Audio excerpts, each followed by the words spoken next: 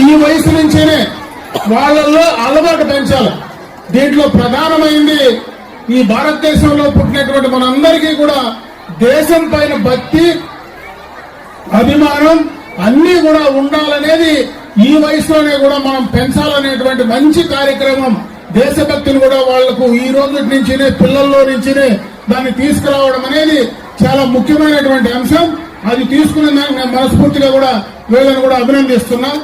ఇవే కాదు, మనకు క్రమశిక్షణ అలవాటు కావాలి.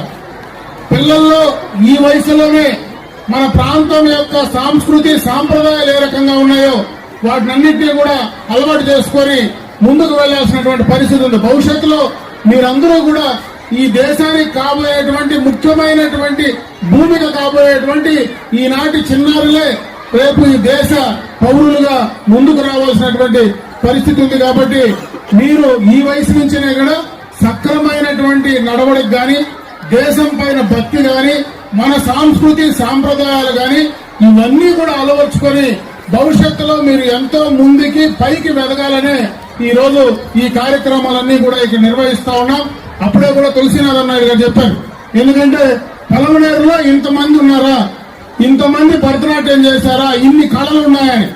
పలమనేరులో ఉండే కళలు ఎక్కడా లేవు. ఎందుకంటే ఈ రోజు ఈ తులసినాథ్ నాయుడు కూడా రాష్ట్రంలో ప్రధానంగా ఓ సాహితీవేత్త, అదేవిధంగా పక్కన బాలాజీ ఉన్నారు, ఆయన ఎంపీడీఓగా ఉన్నారు. బ్రహ్మాండంగా రాష్ట్ర స్థాయిలో ఆయన కూడా పేరునెగ్గనటువంటి వాళ్ళు చాలా మంది ఉన్నారు. కాబట్టి పలమనేరు ఎవరు తక్కువ అంచనా వేయాల్సిన పని లేదు. పలమనేరులో ఎవరు పుట్టినా ఈ ప్రాంతం ఈ యొక్క ఆంధ్ర ఊటీగా పేరుగాంచినటువంటి ఈ గడ్డ పైన బ్రహ్మాండంగా భవిష్యత్తులో ఎంతో మంది ఎదగడానికి, పేరు సంపాదించడానికి ఈ ప్రాంతం కూడా మూల కారణం. కాబట్టి మీరందరూ కూడా భవిష్యత్తులో ఎదగాలని, ఎందుకంటే మీరు చాలా దూరం వెళ్ళాలి కాబట్టి నేను ఎక్కువ సమయం తీసుకోదలుచుకోలేదు.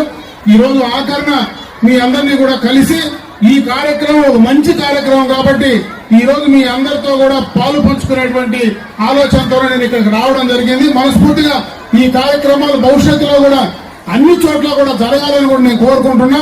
అప్పుడే మీరు చెప్పినట్లు ఈ రోజు ఎవరో డిఈఓనో ఇంకోరో ఆపితే వాళ్ళు సహకరిస్తే చేసే కార్యక్రమం కాదు. ఇక్కడ మనందరికీ కూడా శక్తి ఉంది, మనం చేసుకునేటువంటి అవకాశం కూడా ఉంది. కాబట్టి ఎవరు ఆపడానికో, ఎవరు పర్మిషన్కో ఈ మంచి కార్యక్రమం చేయడానికి మనకి ఎవరు పర్మిషన్స్ కూడా అక్కర్లేదు. ఖచ్చితంగా రాబోయే కాలంలో ఇటువంటి మంచి కార్యక్రమాలు మీరు చేయండి. మీకు కావాల్సినటువంటి ప్రోత్సాహం ఇక్కడ చాలా మంది పెద్దలు ఉన్నారు, వీళ్ళందరూ కూడా వాలంటీర్గా ఏ కార్యక్రమం చేయాలన్నా ముందుకు వచ్చి చేస్తారు. ఫ్రీ ప్రమోట్ కానీ వీళ్ళందరూ కూడా చాలా మంది ఉన్నారు. అదేవిధంగా మీ ప్రతినిధిగా నేను కూడా ఖచ్చితంగా మీకు ఏ